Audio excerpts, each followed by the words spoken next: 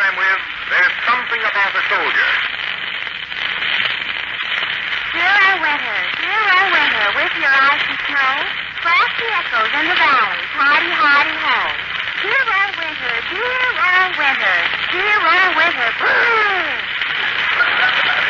That was Mary Livingstone finishing the poem she started last week. And now, I bring to you our Master of Ceremonies, Jack Benny.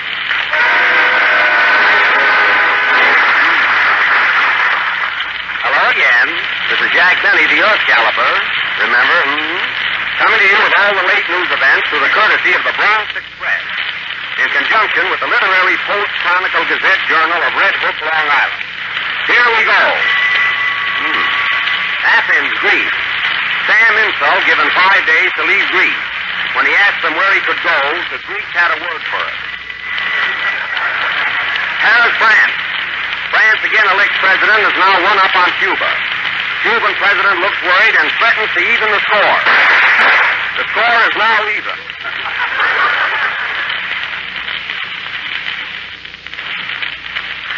New York, New York. Thermometer drops to 14 below zero, which establishes new record here. Union Square, New York. Weather so cold here that communists are now hitting each other with radiators. New York, New York. Famous screen actor Clark Gable arrives here from Hollywood during cold spell. 12 girls present him with a pair of earmuffs. More screen news. Greta Garbo also arrives here on shopping tour and gives wholesale order for a pair of shoes. When asked about her love affair with her director, Mamoulian, she said no.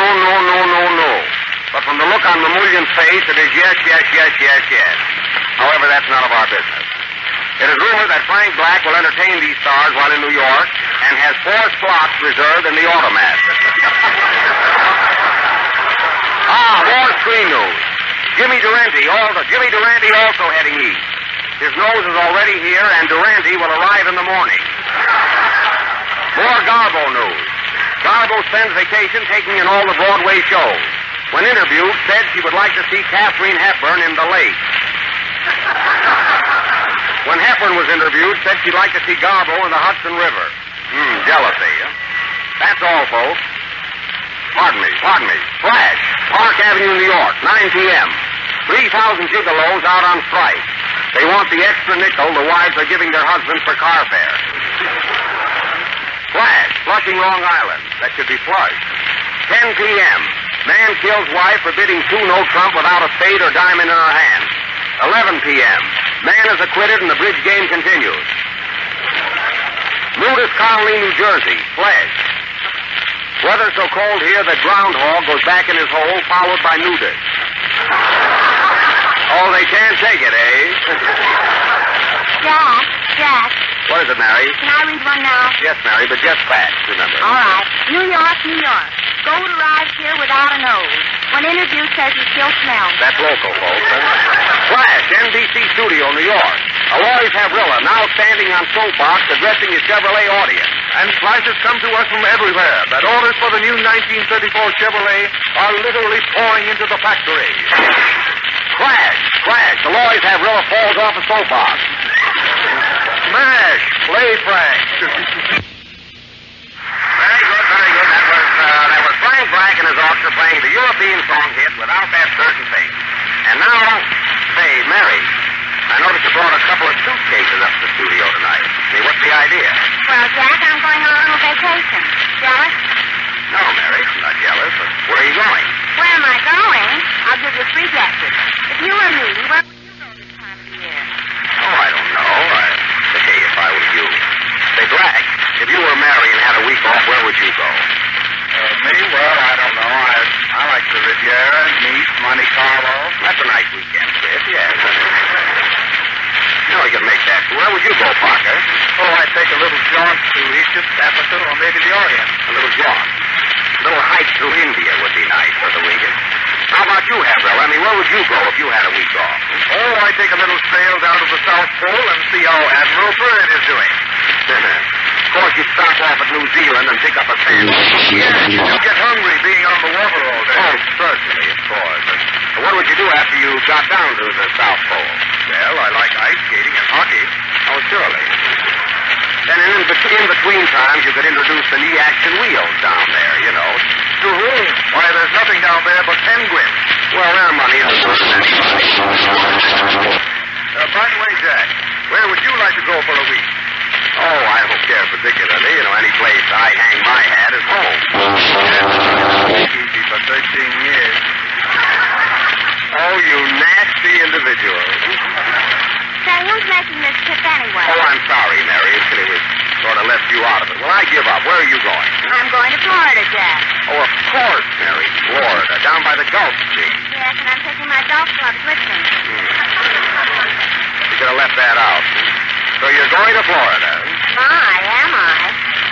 Oh, I know I didn't write that, Mary. I get it. Say, tell me, Mary, on your way down there, are you going to stop at Daytona?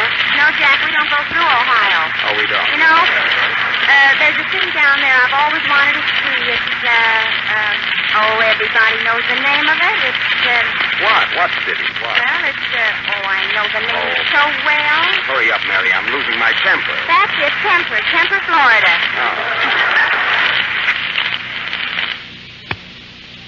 It's a lively place. Yes, and if you go through St. Petersburg, be sure to visit Frank Black's relatives.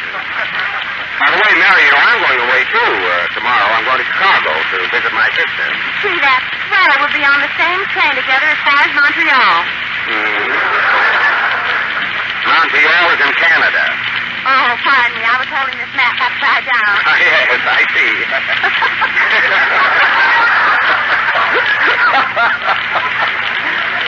See you later. And now to get back to our program. Remember, folks, last week we had Opportunity Night in which we tried to find some new talent, and the result was disastrous. So having discovered nobody, tonight we are going back to our usual dramatic plays with our own all-star cast. And we'll offer for your pleasure our version of that great screen success, Little Women. You all remember the four charming daughters, Amy, Beth, Meg, and Jo. Well, our own Mary Livingstone will play the part of Jo, a la Katharine Hepburn, while I, Jack Benny, will play the part of the millionaire's son next door. Say, Frank, could you let me have a few dollars? I want to get in the atmosphere of this part, you know. No. Well, I'll have to do some acting, then. And as many of you know, this play, Little Women, was written by Louisa M. Alcott over 50 years ago, which gave us plenty of time to rehearse and get our scenery together. And tonight is the big night. So immediately after the next number, we are going to offer our version of this famous play, which we will call Miniature Women. And now, little Frankie Parker, who's going to entertain us, will tell you in his own inimitable way the name of the little song he's going to sing. Go ahead, Frankie. Ladies and gentlemen, I'm going to sing The Touch of Your Hand from Roberta. Parker, you took the words right out of my mouth. Play, Frank. Oh. Frank Parker. And now for our dramatic offering, Miniature Women. Mary, are you ready? Yes, Jack. Do you feel Katharine Hepburnish this evening? Hurry up, Jack. My train leaves for Florida in an hour. Oh, yes. Okay, Mary. Oh, by the way, ladies and gentlemen, this play will be presented in two acts. The opening scene is in the home of Mrs. Little Woman and her four daughters. It is Christmas Eve, 1864. I think I'll stand in the entrance and watch the first scene. Curtain, music, Frank.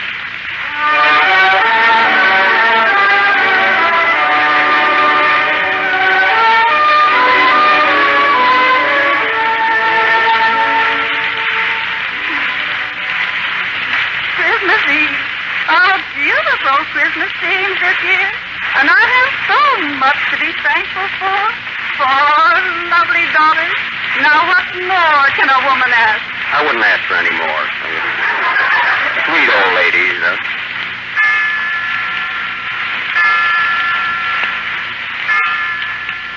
3 a.m. And my daughters will soon be home from school. Nice kid.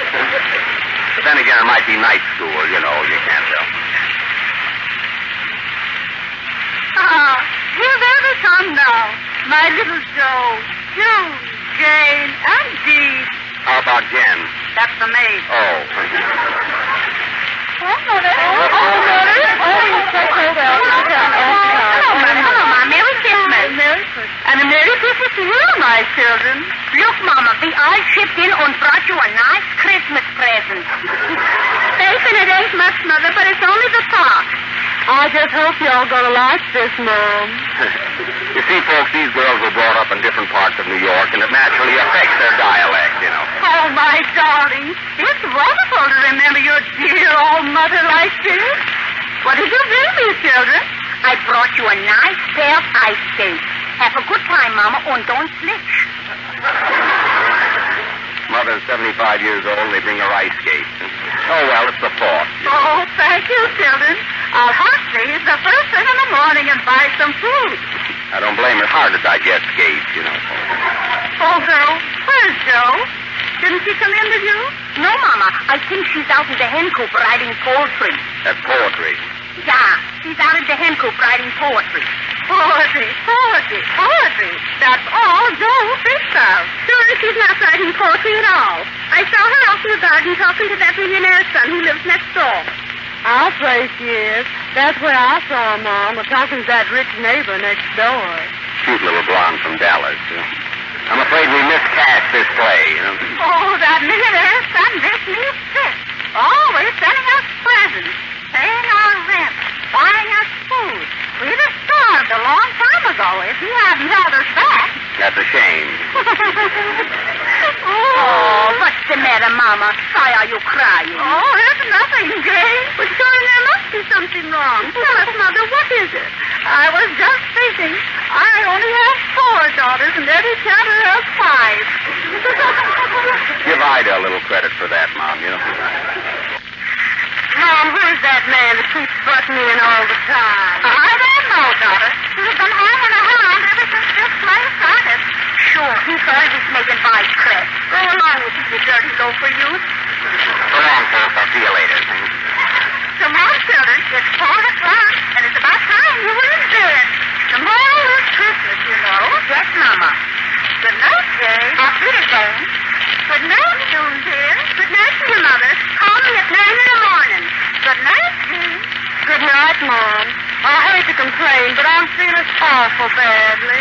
What's the matter, darling? Oh, I don't know, Mom. I just feel like I'm gonna die. Oh, you're poor, dear. Why is it you always have to be sick? You're the best daughter I have. So sweet and such a good girl. Maybe that's what makes her sick. Forgive the aspirin, darling, and go upstairs to bed. Whatever you do, don't die till the second act or our play will be ruined, you know. Good night, Jean, darling. Good night, Mama. Good night, Jack. Good night, Mother. Good night, Frank. The Ice Thing from Of the Ice Thing, played by Frank Black and his orchestra.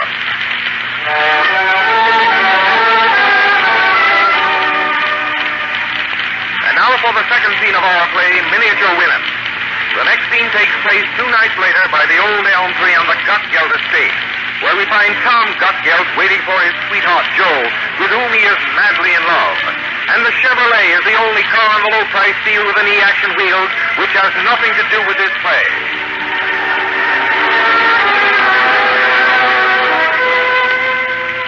I wonder what's keeping Joe. He promised to meet me here by the old elm tree at 8 of the clock. It's after 10 now.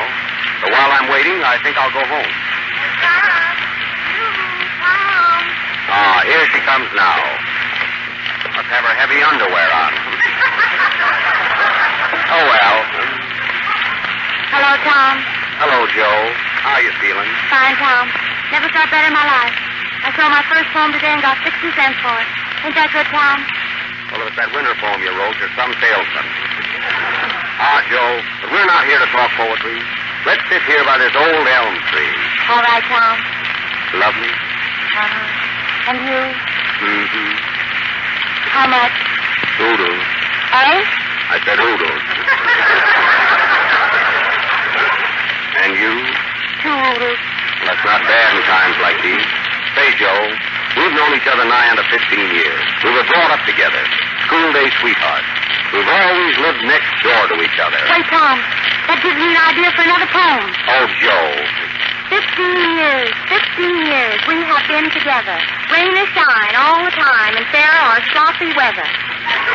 Ain't that good, Tom? I still love you, Joe. Now listen to me. For years I've been buying you flowers, candy, presents, taking you to theaters. Let's get married, Joe, and stop all this. It can't be, Tom. It just can't be.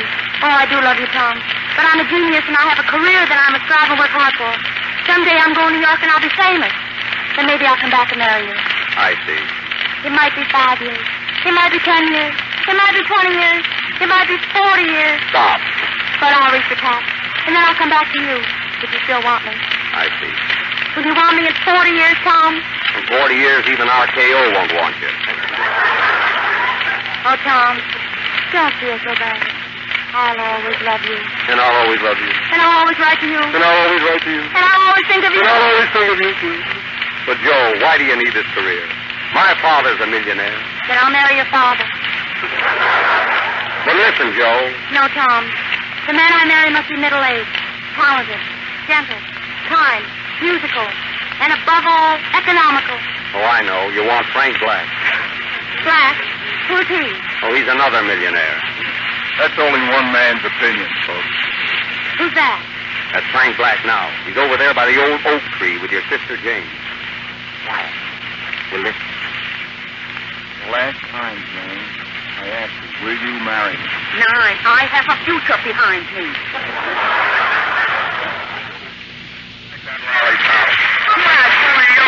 I'll never want to see your face again. Look, Tom. I see a shadow behind the old hickory tree. Let's sneak over and see who it is. My sister, June. She's with Frank Black. Listen.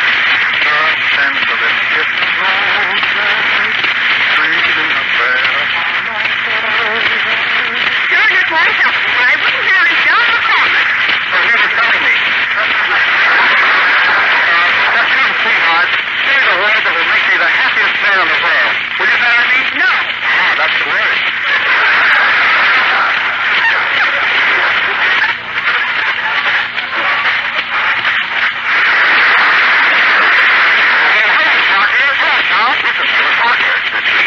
Let's see who it is. Quiet. My sister, June. She's with Avrilla. At last we're alone, sweetheart. Oh, Jean, darling, tell me that you love me. You know I love you, Miss Avril. Yes, ma'am, boy. Why should I? Who's a nice man? Oh, Jean, your hair is like a golden ray of sunshine. Not Tom. And when I look into your eyes, I can see the blue actually. Yes. And when I look into your mouth, I can see the new brass inhalation. Yes. And give her the full promotion. I will. I love you, Jean, darling. I love you like the new 1934 Chevrolet. Ah, yes. With its 80-mile-an-hour engine and automobile base, its bishop body and the action wheels make it the outstanding car on the low-five speed.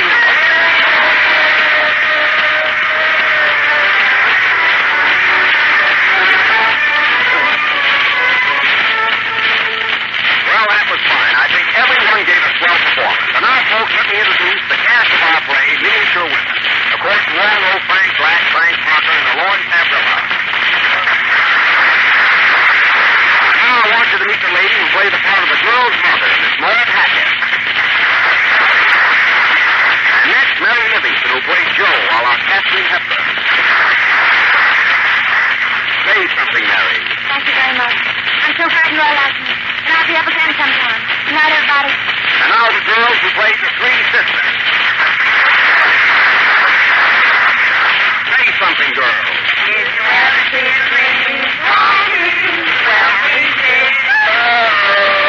The chicken sisters. I thought I knew them. Play, Frank.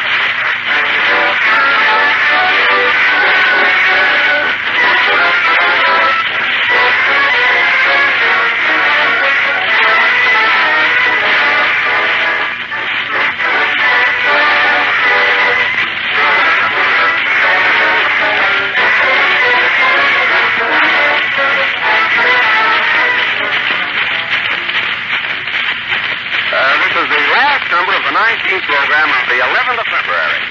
And you know, folks, it's a shame. Just as we were all getting acquainted and the play was going along so nicely, we find that our half hour is over. Anyway, we'll be with you again next Sunday evening. Pardon me, Jack, but I've got to go now. My train leaves in a half hour. Oh, certainly. Well, goodbye, dear, and have a real good time and come back soon. Canty, just think. I'll have to leave town to get a kiss. Good night, folks.